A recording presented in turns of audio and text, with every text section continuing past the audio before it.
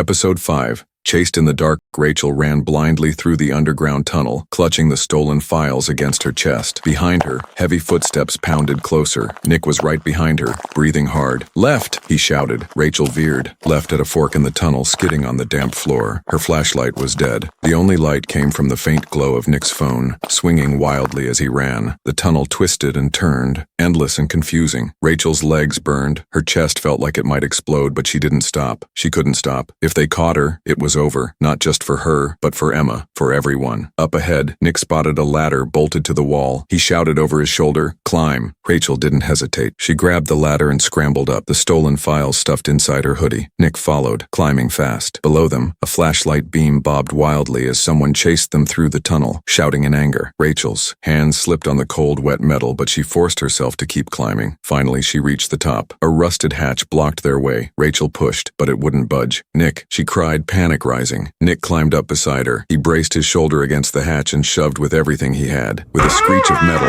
it popped open. Rachel scrambled out into the night air, gasping. Nick hauled himself upright, after her, and slammed the hatch shut behind them. They were in a deserted alley behind the old parts of town. Broken streetlights, trash blowing in the wind. For a moment, they just stood there, catching their breath. Then Nick grabbed her hand. "Move." They sprinted through the back streets, keeping low and sticking to the shadows. Rachel's mind raced. Who was chasing them? How had they known where to find her and Nick? Were they even safe now? Finally, they ducked into the ruins of an abandoned diner. Nick pushed a battered freezer in front of the door, barricading it. Inside, it was pitch black. The only sound was their heavy breathing. Rachel slumped against the counter, heart hammering. They had the files. They had proof. But now they were fugitives in their own town. Nick sat down across from her, running a hand through his hair. "You okay?" he asked. Rachel nodded weakly. "Yeah, you?" Nick gave a humorless laugh. "I'll live." Rachel pulled the stolen folder from her hoodie. Pages spilled out across the counter. Old yellow documents full of terrible secrets. They lit a small flashlight, careful to keep it low. Rachel flipped through more of the files and found something that made her blood freeze. A photo of a man, tall, broad shoulders, familiar. It was Chief Daniels, but not in uniform. In the photo, he was shaking hands with a man in a black suit. A man Rachel didn't recognize. On the back of the photo, in faded handwriting, it said, "Asset acquired. Full loyalty secured." Rachel stared at it, heart sinking. The chief wasn't just corrupt, he was bought and paid for by someone even bigger. Nick leaned over her shoulder, frowning. "Who's the other guy?" he asked. Rachel shook her head. "I don't know, but whoever he is, he's the one pulling the strings." Nick flipped through more pages. He found an old newspaper article, an announcement about a new development project outside of town, a fancy new resort, except it never got built. Instead, the land was quietly sold off, no questions asked, and the records disappeared. Rachel pieced it together slowly. Emma must have discovered that the town's leaders were selling off public land in secret, pocketing the money, silencing anyone who asked questions. That's why she had to disappear. Rachel's hand shook. "Emma tried to stop them," she whispered. Nick nodded grimly. "And now, it's our turn." Suddenly, there was a sharp noise outside the diner. Rachel and Nick froze. Voices, footsteps. "They found us," Rachel thought, heart leaping into her throat. Nick snatched the files off the counter and stuffed them back into his backpack. He looked at Rachel. "No matter what happens," he whispered, "you run. You get these to someone outside of Willow Creek." Rachel wanted to argue, wanted to say she wasn't leaving him behind, but before she could, the front window shattered. Someone was coming in.